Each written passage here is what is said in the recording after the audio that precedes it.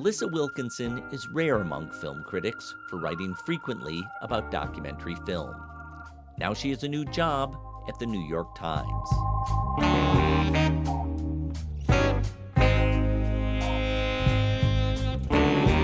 I'm Tom Powers, and this is Pure Nonfiction. Let me start with some personal history. Back in 2005, I had a feeling that documentary film was taking off in new directions. I started a screening series at New York's IFC Center called Stranger Than Fiction. Every Tuesday, we'd show a new documentary that would spin into passionate audience conversations at a nearby bar. But the energy I was witnessing wasn't reaching the columns of film critics. I wrote about it on the Stranger Than Fiction website in a post titled Wanted, Documentary Critics. I was trying to make a case that the field was wide open. Unfortunately, there was a bigger crisis going on in film criticism. Jobs were falling like dominoes, and that trend has only gotten worse. One bright spot I could point to was Alissa Wilkinson. In her position at Vox.com, she wrote about documentary with a unique depth of interest. Last fall, I was pleased to hear that she was taking a new job as a film critic at the New York Times. She fills the position previously held by A.O. Scott. Just a few months into the job, she's already launched a column called Documentary Download, where she's explored themes of true crime, celebrity, love, and war. In addition to her criticism, Alissa wrote the book Salty, Lessons on Eating, Drinking, and Living from Revolutionary Women. That includes a chapter on the filmmaker Agnes Varda. She has a new book coming next year called We Tell Ourselves Stories, about Joan Didion. Alissa grew up in a conservative Christian community and wasn't watching a lot of movies in her youth. I asked her to describe that upbringing. I don't come from a family of moviegoers, really. I mean, I should say my family do go occasionally, but there's no cinephiles in the lineage that I know of. So that was part of it. And then I also, was brought up in a really conservative religious community, and movies were viewed, and still are, with a lot of suspicion. Not always without cause. I mean, when I go back and watch movies from the 80s and 90s, I'm like, oh yeah, it was different. But in any case, I probably watched the same, 12 movies over and over as a kid, and they were like Mr. Smith Goes to Washington, and then like that movie about C.S. Lewis's family, and like some like family friendly films that you could like subscribe to a service and they'd send them to you. So I had seen that kind of thing, but I wasn't at all familiar with the great works of cinema. And then for college, I went to a STEM school. So that wasn't part of my education there either. I think the only movie I saw in a classroom in college was Being There, which was because it was a media theory course and the professor quite brilliantly showed it to us, and I had no idea what I was looking at. It was very confusing. But I did read a lot. We were huge readers. That was everything. That was my whole life. And so I think that's good. So I don't have some of the nostalgic attachment, I think, that a lot of critics have to like the movies they loved when they were kids. But I do really care about the text and how it's kind of functioning, as a piece of writing as well as cinema. And, you can learn a lot of the things you learn when you like learn to look at a painting are very applicable to when you're looking at a film. So when I moved to New York after college, I was working in financial technology, which is what my degree was in. And I, on the side, just started like writing things because I hated my job and I was bored. And I had moved to the West Village, which means I was living a couple blocks from both IFC and Film Forum.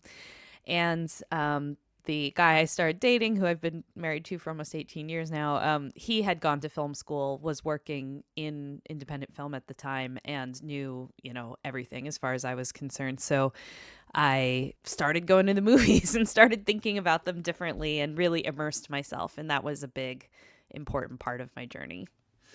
And so what were some of the films or trends that gave you an awakening to films as an art form? Well, so it was 2005 when I started going very regularly, pretty much every night to the movies. And that was a time when independent film was kind of having a certain type of resurgence. It was a lot of, I guess, studios were creating these arms for distributing independent film. And there was like a lot of interesting movies coming out. And I, for the first time, was having access to international cinema in a way that, almost nobody was having access, because this is all pre-streaming.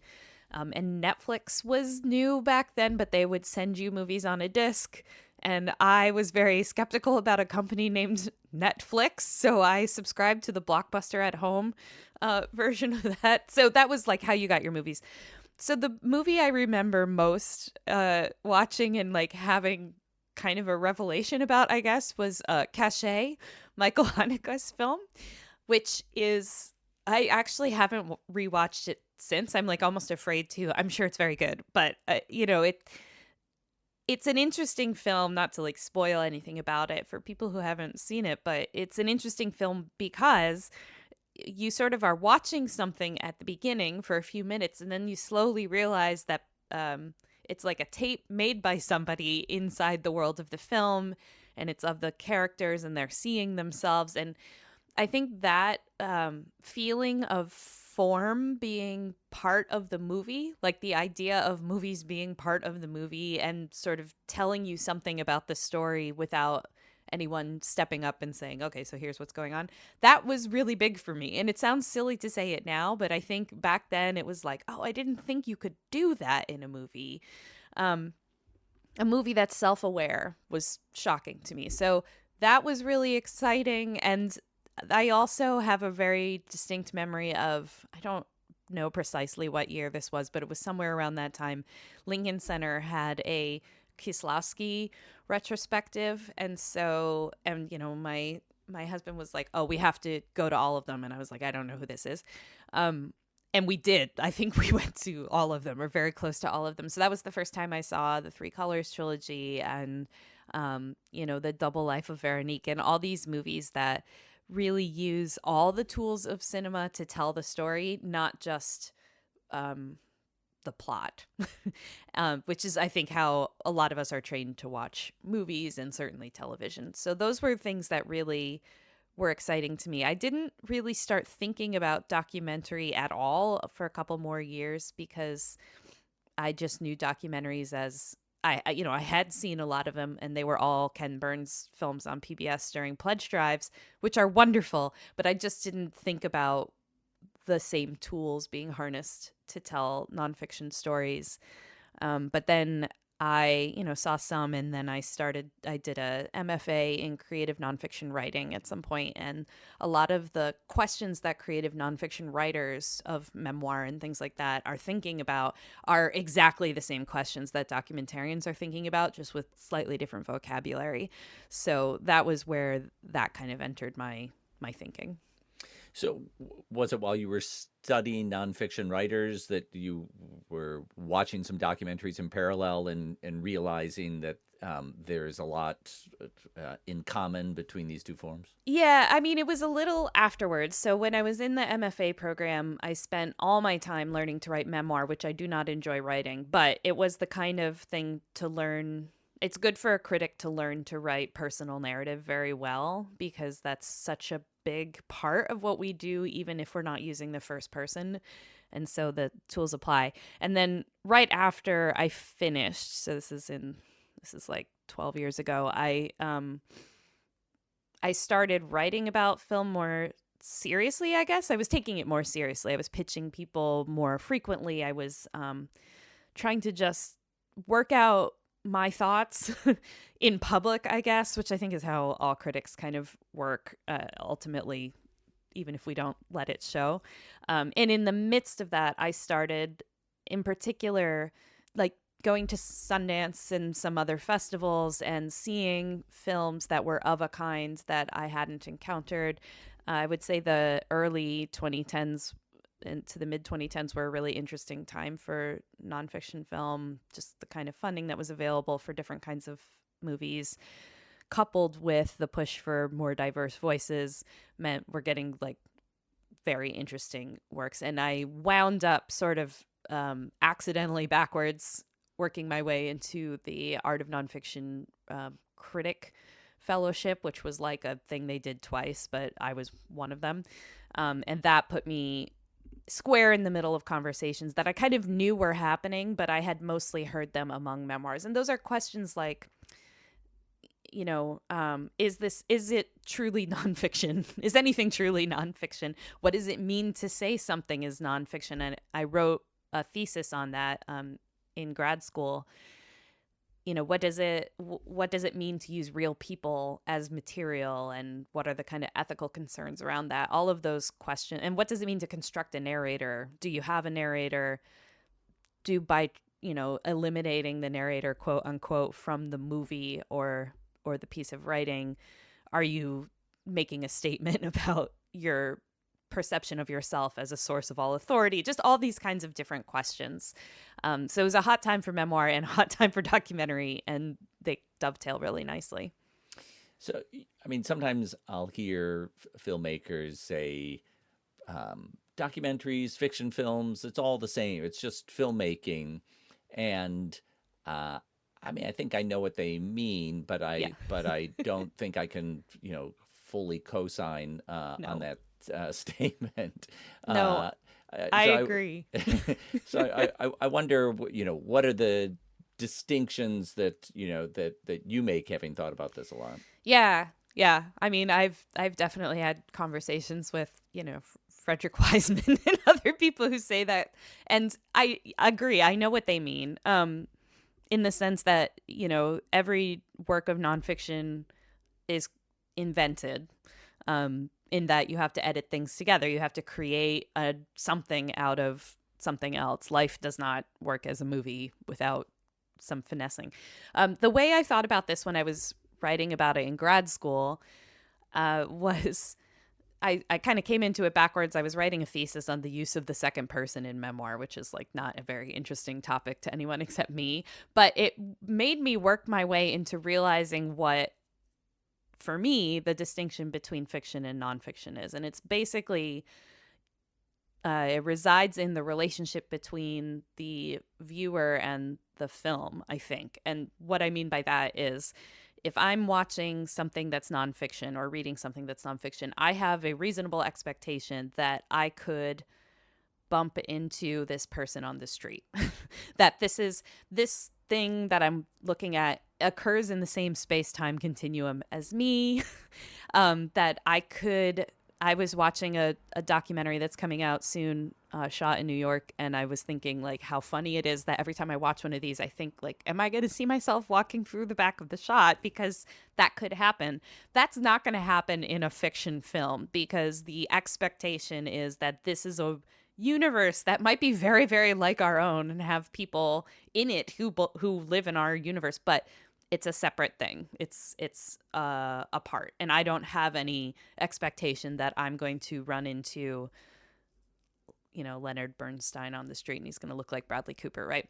So there's a lot of blurring there. And I know that in different parts of the world, it's seen a little differently. That distinction gets blurrier. But I think it's useful for me because I was thinking about this just before we hopped on this on the mic, but the relationship between the nonfiction film and the audience and the expectations there are like closer or something than they are with fiction. Like I don't have the same expectation around things like truth and manipulation with a fiction film that I would with a nonfiction film. And I think that's where a lot of the ethical questions and considerations pop up.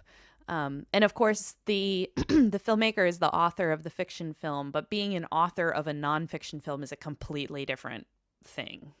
It's there's many ways to make a nonfiction film, and documentary is not a genre and all of that, but there's definitely things that a nonfiction filmmaker shouldn't do without being very upfront about what their technique is, in a way that you can get away with basically anything in a fiction film. And for me, it's basically fine. So I have my own take on trends in documentary today, and I'm sure listeners have their own opinions, but I'd love to hear what are the things that stand out to you about what's happening in documentary film today, the films that are reaching you. Yeah, it's been weird and a little disappointing. So, it's it's film. It's movies are driven by business and by technology. That's just always been true. Every big development in the movie business has been essentially technological or sometimes labor related, right? So the big shift over the last 5 years was the pandemic and the kind of fortuitous introduction of streamers, so many dang streamers. And there are so many things that the streaming economy and the way people interact with streaming created that it feels like has profoundly affected documentary, maybe more than any other form. So one of those things is the expectation that people watching something on their television will just flick away if they get bored in the first 2 minutes. And, it is true that documentary has been a more TV heavy form for a long time. But when there were 5 channels on my TV, if I was bored in the first 2 minutes, I might not flick away. I might give it a few more minutes. And now with infinite choice comes kind of infinite possibility. And so one thing that has clearly happened is documentaries that kind of have little trailers for themselves at the beginning of the movie, and they kind of tell you everything that's going to happen in the first 3 minutes. And I know exactly why that's happening, but it is disappointing as a person who likes to be surprised by movies to kind of know where it's going. And on top of it, it kind of happens in the midst of the forms of documentary that seem to be getting made in abundance and funded. And it's the kind of work that I know filmmakers end up getting, which is celebrity portraits or true crime stories. And those are the two dominant types of movies that get sent my way. And I've joined the Times quite recently, so I'm still kind of getting up to speed with how I'm going to cover it, but I am trying to see everything that comes out every week when I can, documentary wise. And this is most of it. And I'm not a true crime watcher otherwise. And I can count on kind of one hand the number of celebrity portraits that I thought were really illuminating in some way. But I understand why they're popular. Again, the celebrity portrait is an extension of a bigger societal shift towards celebrities really controlling their own image on social media. This is just an extension of that. Most of the time, they're produced by the person who under question. And so it's sort of like taking a nice, comforting immersion in the person you already know and like, or someone who you kind of vaguely know and you want to learn more about them. But the purpose is education, and the purpose is not revelation at all, usually. And when there's a revelation, it's usually so small that it's just like to get a headline. Just enough for a critic to write about, to say, exactly. This, I mean, it's almost like a formula. Like, we're going to give you this one new thing you've never heard. Yes. Yes. To get the headline that then becomes the tweets that then people talk about. Okay. So that's boring to me, but it's a thing that exists, and I understand why it exists. And then true crime is a time-tested thing that people have loved for a really long time. I was remembering recently, I mentioned in a column that, you could switch on like Lifetime or, some TV channel, that Dateline, that kind of thing. And it was always like the shocking story of the woman who didn't realize her husband was a serial killer or something like that. We love that stuff. It's shocking. It's occasionally been played with by documentarians in a way that I think is really interesting, but it's hard to find those. Most of them are like, the story is barely interesting and there's already a podcast or 3 about it. And so, it's background noise. And so I think that's what streamers really have given us, is the documentary, like other things, as background noise, something you throw on in the background. And if you walk out of the room to get the door, it's not going to matter. So that's really disappointing. On the other hand, there's been like interesting developments in the past 5 to 10 years that I'm really excited about, a lot of which are partly due to the technology being very cheap to make a documentary, and also a generation of people who are much more comfortable with filming things and being on camera, and also a little more savvy about their own image. That's kind of interesting to watch. And then, of course, there's been a lot of philanthropic funding for marginalized filmmakers to tell stories or work with the form in interesting ways. And I think a little bit of this you see in the Oscar nominations for documentary over the past 5 years or so, which have gotten weird and great. And I love it because I really genuinely don't know what they're going to pick, but they keep picking really good movies as nominees. And so that is heartening. But those two things are almost diametrically opposed, and I don't know what that means for the future of the form at all. At Vox over the years, it really made an impression on me that you were writing about documentaries more than most critics do.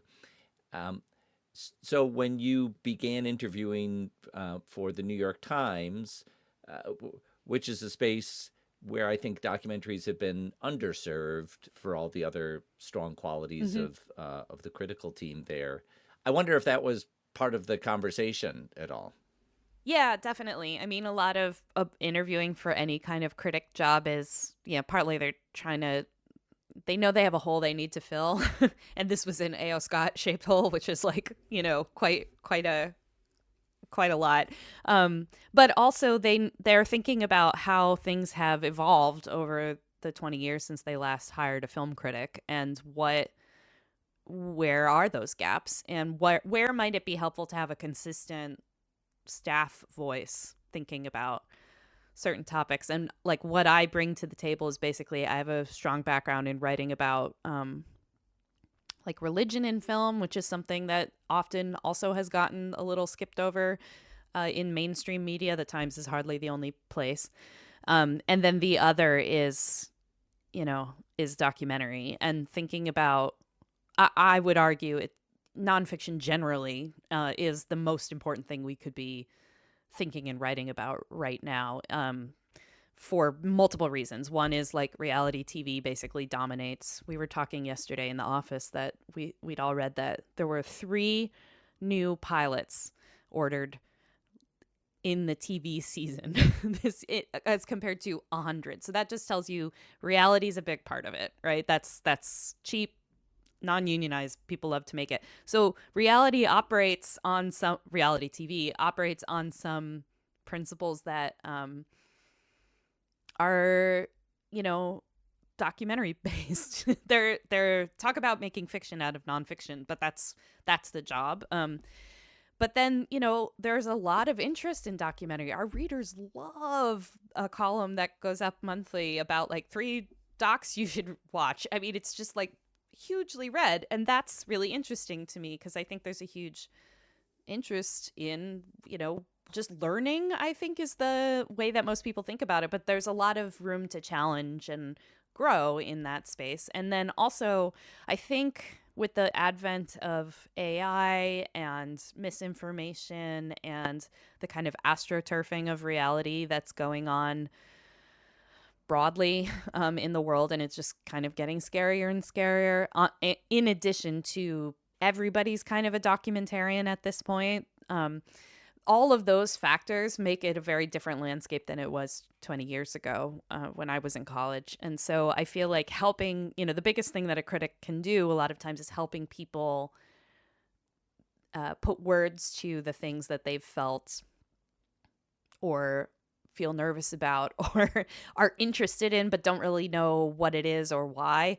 And so hopefully that's something that I can bring to the table at the Times, which is very influential in the way that people think about movies, but also to just expand their palettes. It's really important to me that people don't think that a great documentary is one where they're interested in the topic.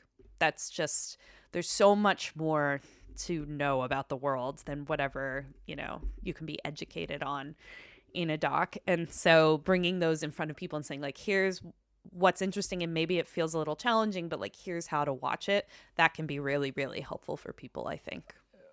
Thinking about film criticism, there I feel like film criticism today lives under the shadow of an era 50 years ago when critics like Pauline Kael or Andrew Sarris could spark heated discussions about film that were at the center of the culture.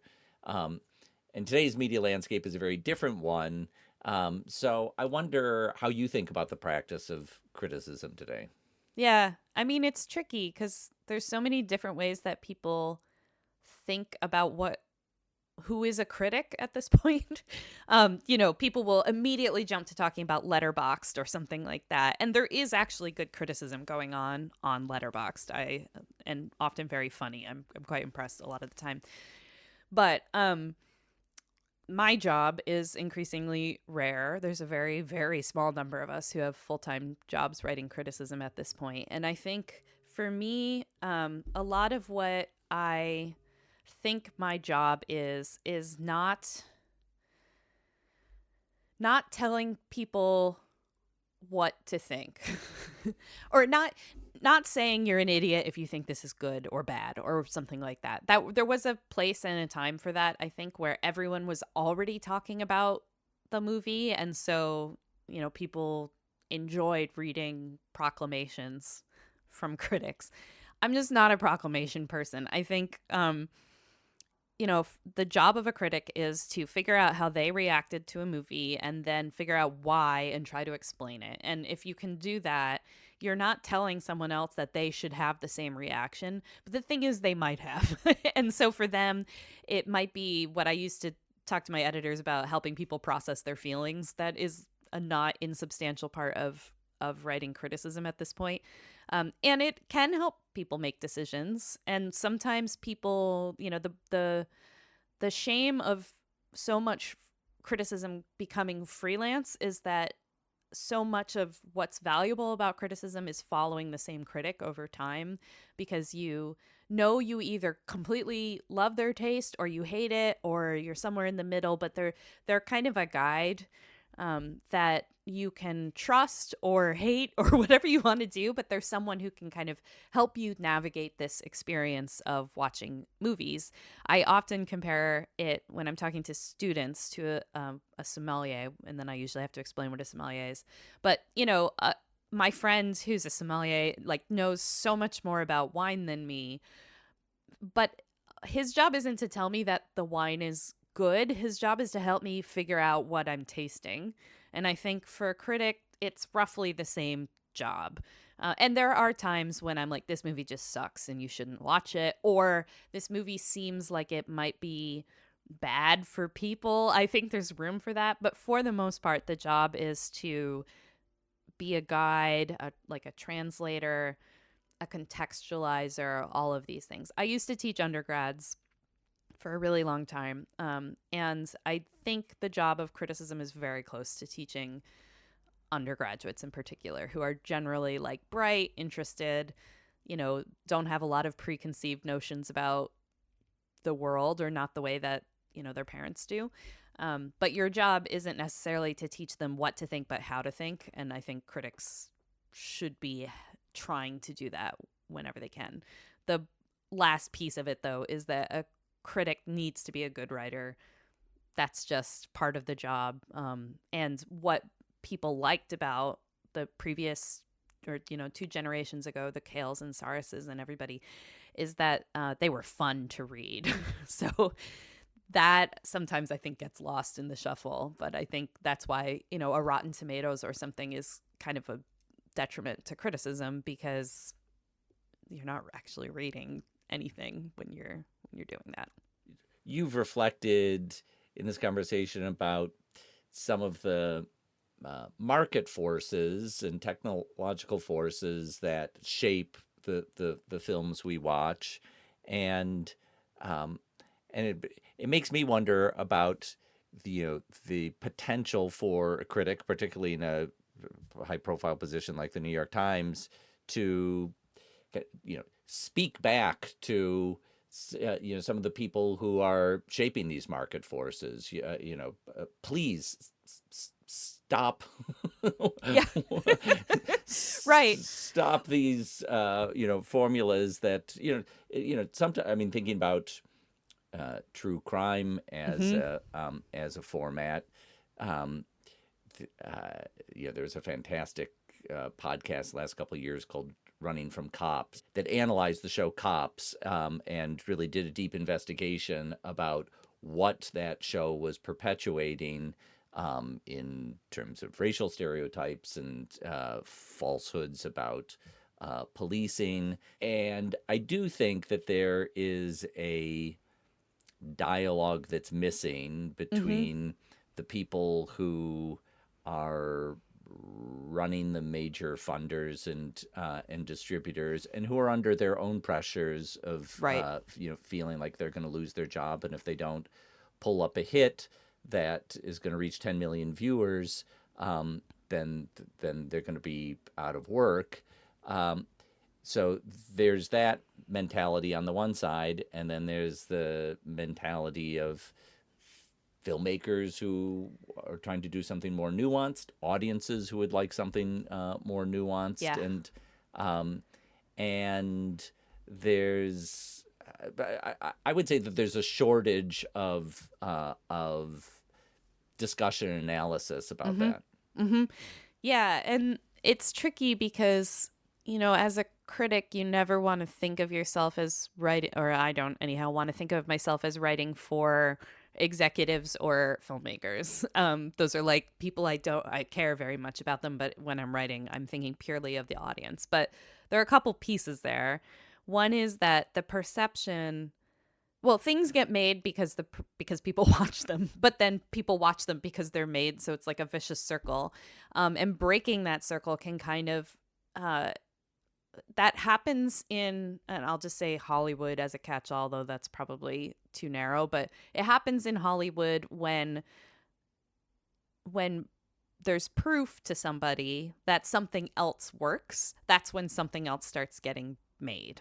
Um, that's just how it works. So my job, I hope, or the easiest thing I can do is turn people on to stuff that wouldn't have occurred to them otherwise, and they go see it, and suddenly it makes some money at the box office, which is super rare, as we know in documentary, or they're talking about it, or suddenly it's becoming visible to high profile people who wouldn't have thought about it otherwise, right? So this movie suddenly becomes a thing people are talking about.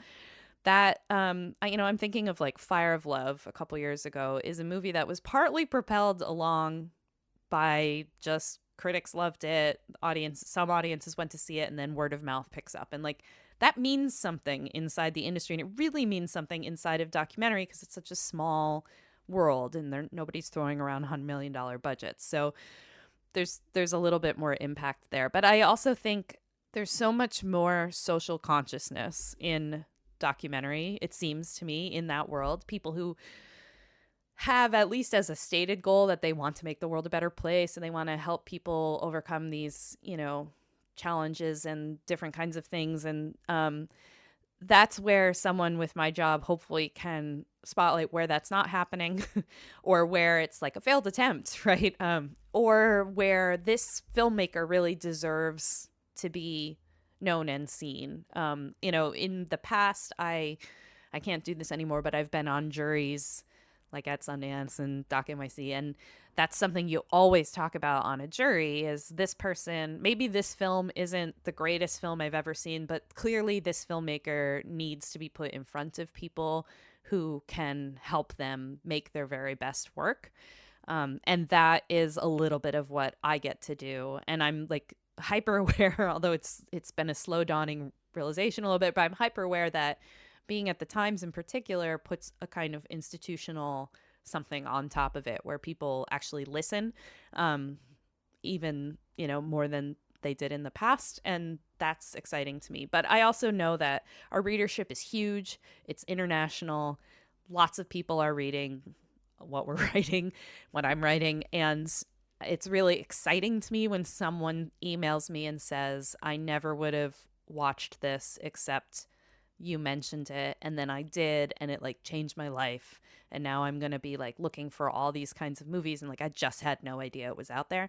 That's so gratifying for me. And it's gratifying, with fiction as well, but for me, knowing that nonfiction is fighting a much harder battle to get viewed most of the time, it's really exciting. And, as the streamers contract and the industry is going to change drastically over the next 5 years, I am very curious to see what happens to documentary, because in some ways it's exactly the thing that they want to be able to give people, because people actually really like it, and it fits a lot of the bill of things. It's cheaper to make than a Lord of the Rings series or something like that. So maybe there's great possibility out there, and that excites me too. Well, I mean, the interesting thing about documentary is there, if you go to a festival like CPH Docs or Doc NYC, you're going to encounter an astonishing breadth of filmmaking that's happening.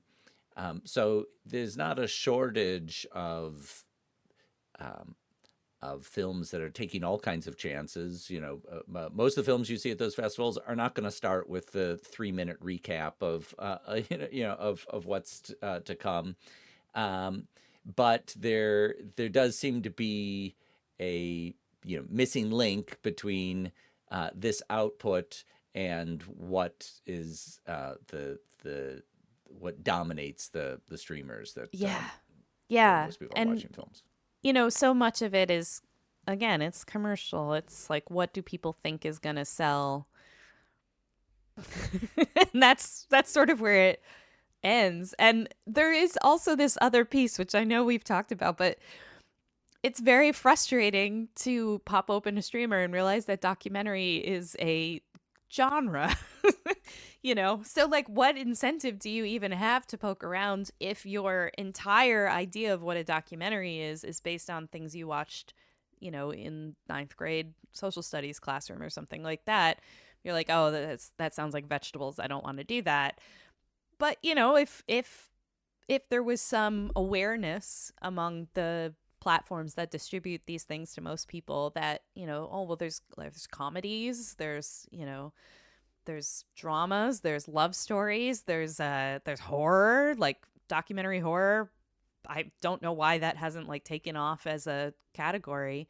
But those are just tools to help people, to curate for people what is in front of them and help them sort of see what the possibilities are. And I firmly believe, given how popular true crime is, especially, that there's a monstrous untapped market out there, for a lot of this stuff. And it's just untapped because the customer doesn't know it's there, and it doesn't always feel like the streamers or the executives have any idea. And, the answer isn't really a separate nonfiction platform. It's for these companies with these giant libraries of nonfiction content, I'm putting air quotes around that, but to curate it properly and show it to people. And I think there's a huge return there. There's just not been much effort in that direction. I mean, the other thing is, when you go to a documentary festival, and I do go to them sometimes, the question of whether something is nonfiction or not, like, really actually bugs some people a lot. And it's kind of an American obsession with like drawing bright. I've done panels at Sundance in the past, for instance, where this was the topic, like, is it nonfiction or not? And international filmmakers almost invariably are like, why does it matter? It's a movie. Just watch the movie. Like, some of it's nonfiction and some of it's not. Who cares? But there's this feeling like we have to know. And I do wonder sometimes if that's a little bit of a hamper, at least for movies getting out to an American audience. But again, the Academy can really go a long way in spotlighting movies that should get distribution and wouldn't otherwise. And it's been really heartening to see that happening with the nominees. When you're going to film festivals, I wonder if you enjoy meeting filmmakers, or if that is a complicated thing as a critic. Yeah. So it's complicated. This is a complicated question. It's complicated for me with fiction filmmakers. I don't want to like, I'm happy for them, but I don't want to talk to them unless they're like a pre-existing friend. Documentary is a little different.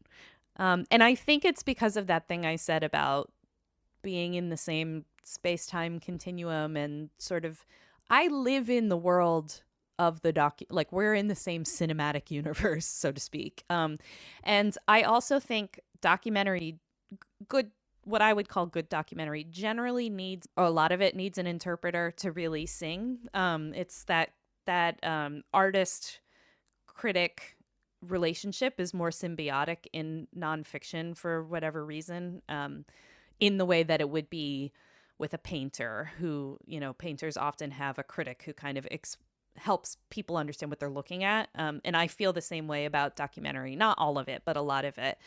And it really enhances and enriches the experience. So for me as a critic, sometimes it's really helpful to hear filmmakers talk about their work, in part because a lot of great documentary is really films about process. The process of making it is just as important as the end product to really understanding what it is. And it kind of blooms when you put it under that way of looking at it. I can think of all kinds of films that are examples of this, but I think it's just like, if I don't know that, then when I watch the film, I might enjoy it, but I'm not really sure what I'm looking at. But having the critic next to me to kind of unpack it, I don't know. I'll just, out of blue air, like thin air, the Bloody Nose, Empty Pockets is a great example of this, the Ross Brothers movie from a few years ago, because, it's very unclear what you're watching when you're watching it, and it really bugs some people for that reason, and I get it, whatever. But This for is a me, film it's that's like, it's set in a bar, and the kind of question hovers over it for a viewer is like, are these people in this bar, are they real people? Are they cast in yeah. this? Yeah. And the answer was kind of like yes to all of that. The bar is not quite real, but it's definitely a bar, and these people aren't patrons at the bar, but they're definitely being patrons at the bar. But it's not acting, but it's kind of there were all these kinds of pieces to it, and to really kind of get what the film was, you needed all that stuff. And you could read like an artist statement or whatever, but hopefully a critic can do that with a little bit of distance and a little bit of contextualization and things that often the filmmaker, that's not what they're going to talk about when they talk about their movie. So I love a documentary festival for the reason that I can just sit around and listen to people talk about their movie. And I find that most documentarians in particular, like, I don't care if you like the movie, but I'm really glad you're writing about it. And that's good. And, definitely That's a healthy attitude. Yeah, it's a great attitude to have. And it's very different than what you get when you go to the fiction side of things. I want to ask you briefly about the book you recently published called Salty: Lessons on Eating, Drinking, and Living from Revolutionary Women. You profile 9 women in that book, and one is the filmmaker Agnes Varda. And I wonder if you can talk about what her work means to you. Yeah, that book was a pandemic project that became a book. And I picked her in part because I picked everyone in the book because I knew about their work, but I maybe wasn't super acquainted with everything they'd ever done. And so when I got to her chapter, I bought the Criterion box set, which is basically the complete works, and watched them all. And there's so much amazing documentary on there, partly because a lot of it was made for French TV. And so there's these like half-hour films, or she's so whimsical. And I think, so the book's gist is to look at each of these women through the lens of food, because it was just like an interesting lens. And of course, she dressed up as a potato for her artwork, and so that's kind of where we went with that. But there's so much love in every frame of her especially her nonfiction, so much love in a way that's almost it's hard for me to find anyone who quite matches that. She's always present in her nonfiction. She's always a character. She's usually narrating it. Sometimes she shows up and you really get to know her, but she's never the sole focus. Although sometimes it's like her cat is, which, is sweet. But she also was very aware of the world around her and just like how to capture it in a way that is full of love. One of my very, very favorite films of hers is Daguerreotypes, which was from, I've forgotten the year, but it's very old. And she was living on the Rue Daguerre, and she had a camera that needed to be plugged in for her to use it. So she basically could only go as far as the cable would let her. And her kids were small. And so she just goes and talks to all the storekeepers on her street and, the one who sells the perfume and the baker. And she starts to think about their inner lives. So you start to think about their inner lives. And it's really phenomenal. Really, really phenomenal. I feel like underappreciated is probably the correct word, but I think about it on the regular just when I'm walking around my neighborhood, which is exactly what a great movie should do, I think, which is sort of let you into someone else's headspace and thus alter your own. And nonfiction is especially good for that. And yeah, so that was a great experience. And my next book, which I'm finishing revisions on now, it'll be out next year, is on Joan Didion and Hollywood. And she's another kind of interesting figure in the middle of all of this because her perception of American culture tracks right alongside the changes in Hollywood and filmmaking, which includes the changes that make documentary more and more accessible to more people. And she has a lot of things to say about that. So I'm excited for people to read that one too. Well, I'm excited to finish it first and then have that out in the world. So the title of that book is We Tell Ourselves Stories. So Yeah. It reminds me of the Sarah Polley title, Stories We Tell. What was it like writing about Joan Didion, who is such a distinctive stylist? Is there a self-consciousness that comes into that? Yeah, so I've learned something from reading a lot of books about Joan Didion and articles, which is that if you're writing about her, do not try to sound like her. It's a bad idea. It never works. I've read a couple really unfortunate things where I just thought, what are you doing?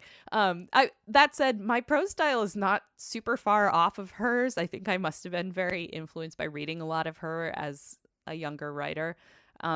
So there's probably more of it in there than I realize. But yeah, I mean, it was so important for me to figure out, and this is actually very related to nonfiction questions, am I a character in this book or not? And I finally landed on no, that would be a bad idea. So that was I appear in the prologue and the epilogue, but the rest of the book is driven by Joan.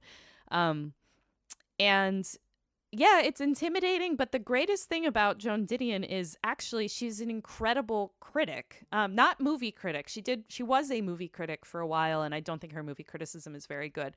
But she was an incredible cultural critic, just for being able to see things for what they are, and also do that thing where you take one step back and look at what's on the edges of the picture instead of always focusing. So when she switched to writing about politics in the late 80s and onwards, she writes about it as a Hollywood production, which she knew very well because she, lived and worked in Hollywood and had many produced screenplays and some really good movies and some not so good movies.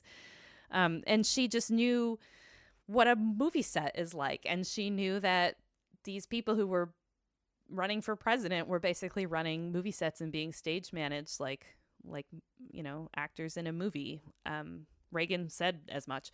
So that made it really interesting to write about her and to sort of steer away from the stuff that people mostly think about when they think about Joan Didion and towards all of the riches of her cultural criticism that often is not what people are reading.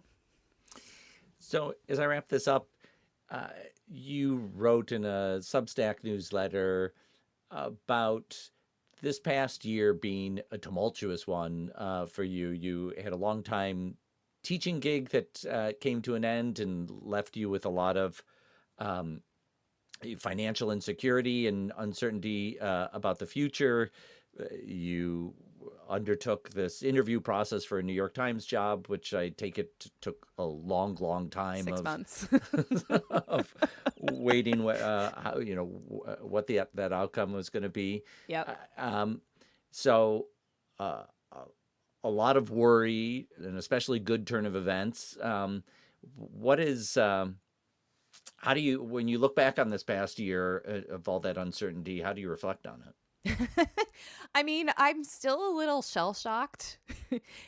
I also had to suddenly move, and I turned 40 last year, so all this stuff happened very quickly.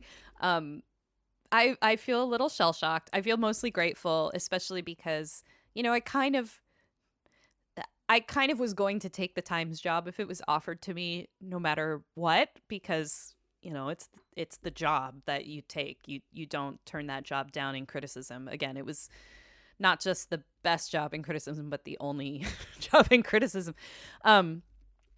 So that was, but I didn't expect it to be so good. I guess, it's really fun. And my colleagues are great. Of course they're great, but in ways I wasn't expecting. And there's a lot of freedom and flexibility to really experiment and see what is going to work.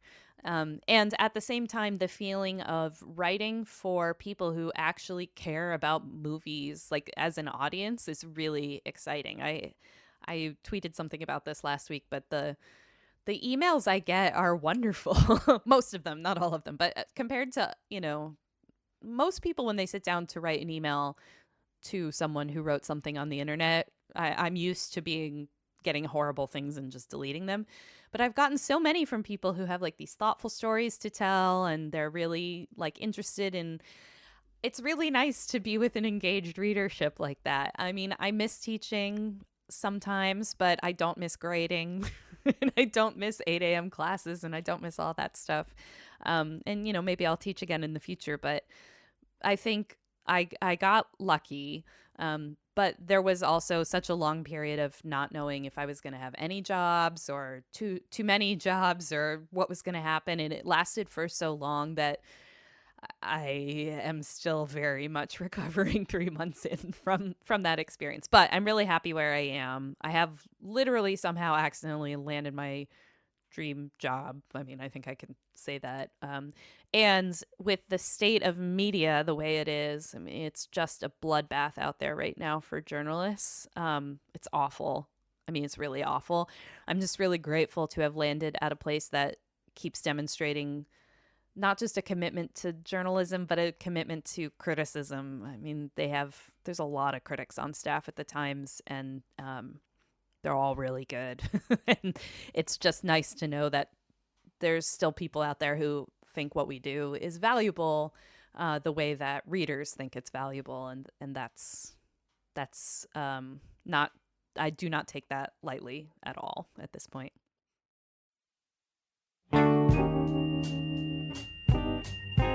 I want to thank Alissa Wilkinson for speaking with me. You can read her column, Documentary Download, in the New York Times, and follow her other work at alissawilkinson.com.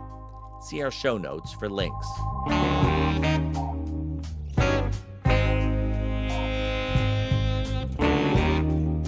Thanks to our team, series producer Hannah Norden-Swan in Helsinki, Finland, and marketing manager Bella Racklin in Los Angeles, California. I'm Tom Powers in Montclair, New Jersey. Our music is composed by Andre Williams, and our executive producer is Raphael Nehausen. You can follow us on Instagram at Pure Nonfiction and sign up for our newsletter at purenonfiction.net.